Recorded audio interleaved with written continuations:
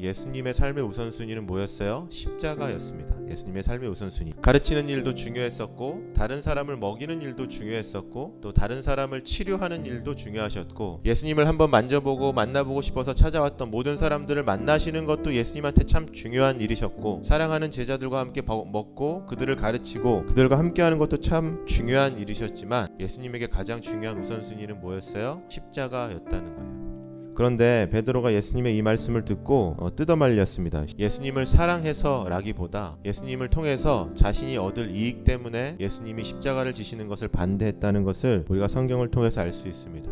예수님이 이 땅에 오신 이유는 우리의 죄를 대신하여 우리를 구원하시기 위한 목적, 그것이 삶의 우선순위였다는 거예요. 그런데 베드로는 예수님의 우선순위와 다른 우선순위를 가지고 있었다는 겁니다. 오늘 말씀을 통해서 우선순위를 점검하라 라는 이 메시지를 등대교육 공동체 식으로 우리가 바꿔서 이해하고 적용하면 우리의 삶을 점검하고 우리의 삶의 우선순위를 확인하고 우리가 지금 어떠한 삶을 살아가고 있는지 우리 각자의 삶을 확인하라는 하나님의 말씀이라는 겁니다.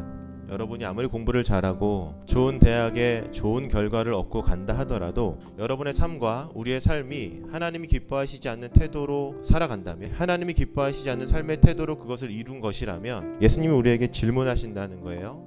너가 얻은 그 결과가 무슨 의미가 있느냐라는 말씀입니다. 왜 물어보실까? 삶을 점검하라는 말입니다. 삶을 점검해야 한다는 말씀이라는 거예요. 점검하라고 얘기하니까 그때까지 밀렸었던 공부를 하고 이렇게 이해를 할 수도 있을 것 같아요. 아니요, 그런데 그런 말이 아니라 하나님 앞에 여러분이 정말로 구별되고 거룩한 삶으로 살아가고 있는지를 점검하라는 말이에요. 예수님을 믿고 살아가는 우리가 정말로 예수님을 닮은 인격을 갖고 살아가고 있는지, 예수님을 사랑한다고 기도하고 찬양하고 예배하기 위해서 모인 우리가 정말로 예수님을 닮아가기 위해서 내 말과 행동과 삶을 절제하고 조절하고 있는지, 내 말에는 실수가 없나, 내 행동에는 실수가 없나, 내 교복 차림에는 실수가 없나, 내 관계에는 실수가 없나, 이것들을 점검하라는 하나님의 말씀이라는 겁니다. 그러면 내가 이것을 점검하기 위해서 내 삶에 가장 먼저 회복되어야 되는 건 뭘까? 기도입니다. 기도.